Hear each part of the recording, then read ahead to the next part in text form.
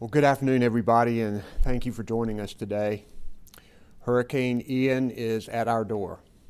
We expect drenching rain and sustained heavy winds over most of our state. Our message today is simple. Be smart and be safe. Listen to your local officials and be aware of potential flooding. Stay indoors and off the roads if you possibly can. And if you have to go out, do not drive through water. It only takes a few inches to sweep a car away. And in fact, we already have some road closures that our Secretary of Transportation will talk about in a minute. Over the past 24 hours, we've seen Hurricane Ian plow through the southeast, leaving destruction and death behind. And we mourn for those lives lost. This storm reminds us of how unpredictable hurricanes can be, changing course from the original forecast and again strengthening into a hurricane before making landfall in South Carolina that's going to happen really close to now. Now we are feeling the impacts in North Carolina. We're seeing significant rainfall, as much as 8 inches is expected in some places, along with strong winds. We're seeing storm surge flooding along our coast, and flash floods are possible across the state. And we may see some isolated tornadoes as well. State emergency management officials, the National Guard, and local first responders are staged across the state and working to keep people safe. And the state of emergency that I declared on Wednesday remains in effect. Power outages are increasing as the storm bears down. More than 29,000 homes and businesses were without power as of 1:30 p.m. Utility companies have brought in extra crews from other parts of the country and tell us they have thousands of workers ready to repair lines and clear down trees and debris. Our North Carolina Department of Transportation workers in all 100 counties stand ready to help clear our roadways, and I met with some of them earlier today here in Wake County. And I want to take this moment to remember Anna Bradshaw, a Department of Transportation employee who was killed on the highway cleaning up debris last month. These workers are doing an important service, and I ask drivers to be aware of their surroundings and cautious so that we can keep our employees safe. At least 71 of our school districts are closed today or on modified school schedules. Both of our state ports in Wilmington and Morehead City are now closed, and the ferry system has suspended all ferry routes until the storm passes. We expect winds, rain, and flooding to continue to impact us into Saturday. And I encourage people to heed the warnings of local officials and make sure you have a plan if you are in an area with a flood risk. We've faced storms like this before, and we know what to do.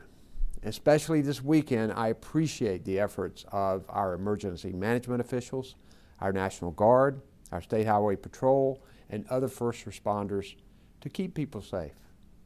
Our thoughts are with our neighbors to the south, particularly in Florida, as they recover from the devastation that this storm brought. We currently have personnel on the ground in Florida, and after the storm moves on from us, we'll offer more assistance to them as they begin what we know will be a long and hard recovery. Today I'm joined by Emergency Management Director Will Ray, Public Safety Secretary Eddie Buffalo, our Transportation Secretary Eric Boyette, Major General Todd Hunt, the Adjutant General of the North Carolina National Guard, and Colonel Freddie Johnson, the Commander of the North Carolina Highway Patrol. Our American Sign Language interpreter is Nicole Fox, and behind the scenes, our Spanish language interpreters are Yasmin Mativier and Erica Kugler. At this time, I'll ask Director Ray for his update. Thank you, Governor Cooper. Good afternoon, everyone. The State Emergency Response Team remains activated here at the State EOC and at our 3 regional coordination centers, and we continue to make adjustments based on forecast changes and respond to local requests as the hurricane approaches. Currently, 25 counties have opened or partially activated their local emergency operations centers. 12 of those have local states of emergency in place. And here at the state EOC and in our regional coordinating centers, we've responded to about 50 resource requests from local governments. Our swiftwater rescue teams and search and rescue task force are now on station where we believe they will be most needed.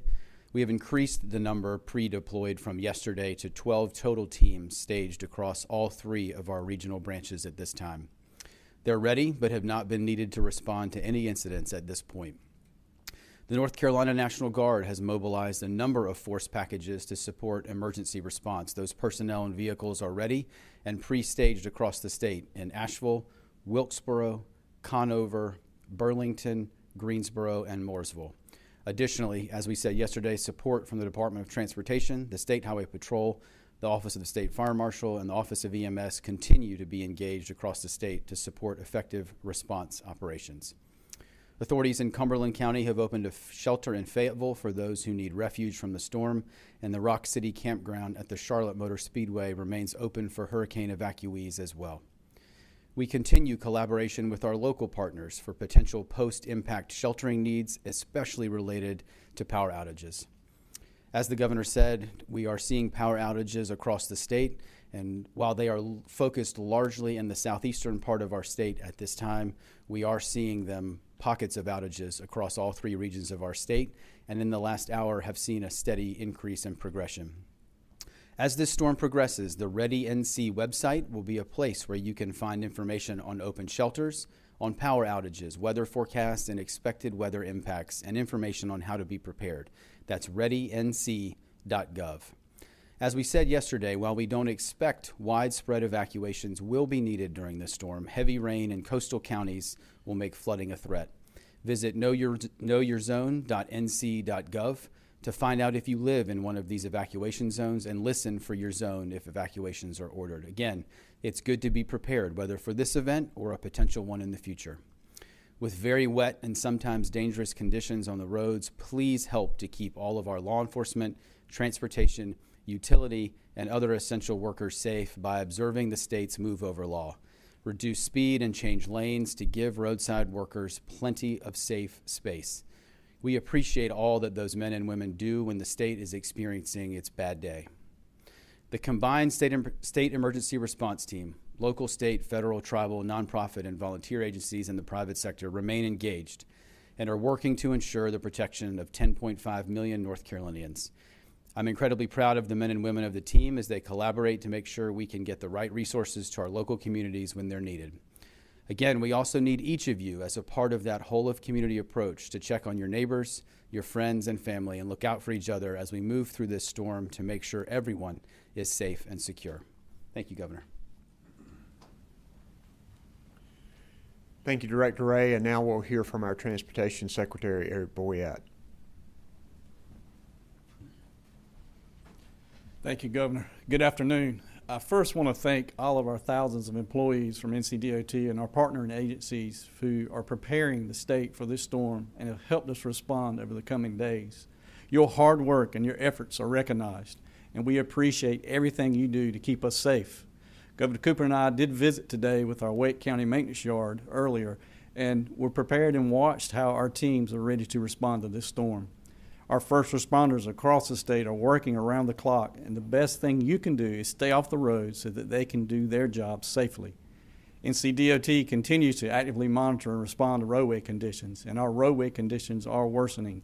We are seeing more road closures as the storm is moving closer. We're keeping our eye on the storm surge in our southeastern counties, including an inward flow toward the Sound and rivers. We are also experiencing isolated flash flooding and the potential for downward trees as winds are expected to increase in some of our areas. Our crews are patrolling areas to respond to any of those emergencies. We have thousands of signs, barricades, and other necessary equipment ready to respond for these efforts. Our staff at our traffic operations centers continue to monitor traffic conditions across our state 24/7. As you heard the governor, all of our North Carolina ferry routes are suspended at this time. Each route will reopen as soon as it is safe to do so. Our vessel activities are suspended today at both our Wilmington and Morehead City ports, and at this time, all state-run passenger trains are continuing to operate, but please look at the latest schedules and visit ncbytrain.org. Looking ahead, once this damage is assessed, we will work to get our roads open as swiftly as possible. We may be using some of our contract partners as well, and they are prepared. Remember, as this day goes on, if you encounter standing water on a roadway, please don't chance it. One of our most important safety messages is turn around, don't drown. Never drive around a barricade. They are there for a good reason, to protect you. Please stay off the roads in storm-affected areas if possible. If you must venture out, be sure to check out the latest information on our road closures and travel conditions at drivenc.gov.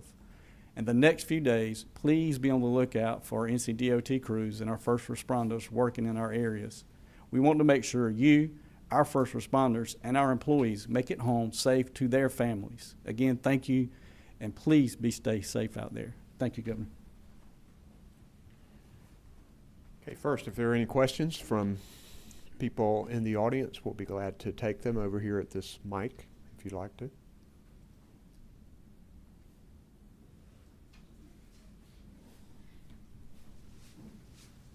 Good afternoon, Governor. Elaine Athens from ABC 11. I was just with you over at the maintenance yard as you were there, meeting with workers who are out on the ground doing this work and putting in long hours and doing so. What I believe I heard you say there was that perhaps central North Carolina is going to be a little bit more impacted than originally thought. So what does that mean for your overall plan for this area? Are you mobilizing, deploying perhaps more crews here now?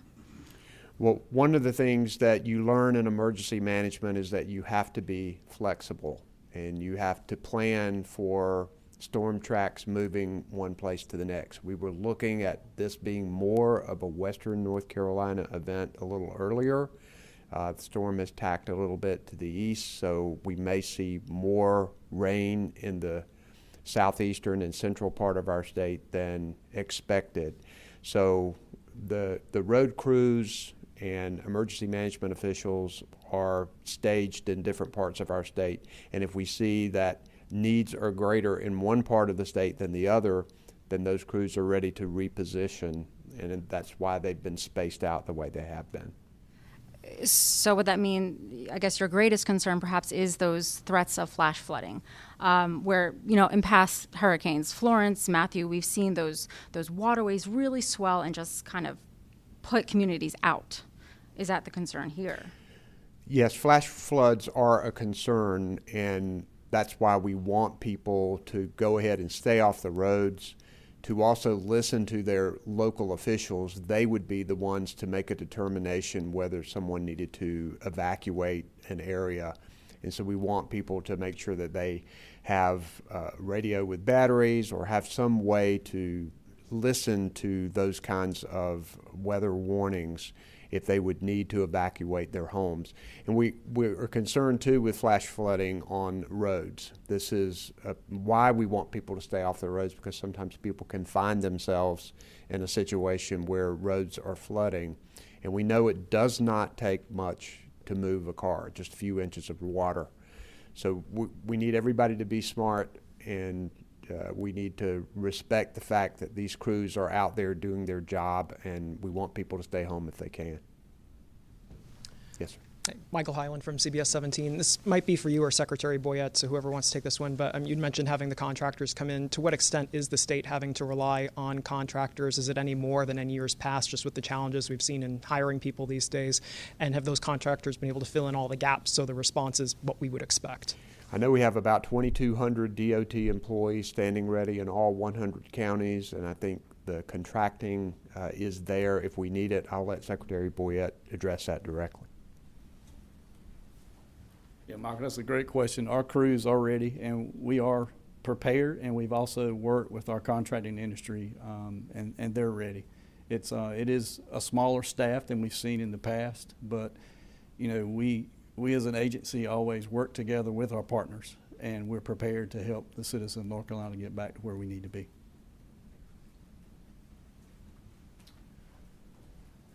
So do we have any questions from anyone on the phone? We have Gary Robertson from the Associated Press on the line. Go ahead, Gary. Thank you. Can you hear me, Governor? We can. Great. I wanted to talk either to you or Director Ray about the fact that before the storm, the eastern half of the state was either in a moderate drought or it was abnormally dry. Does that have any impact on what you think the potential outcomes could be for flooding or for other weather-related problems, given the fact that the soil on the ground didn't have a whole lot of rain or moisture in them to begin with before the storm? Thank you. I think that helps us in this situation. When you look at our river gauges across the state, you see levels that are green, which is positive. I think one of the problems that usually occur when flooding happens is that grounds are already saturated, and you see the more potential for that. Will, would you want to add anything to that? I think great question, Gary. I think a couple other things to mention in addition to what the governor said.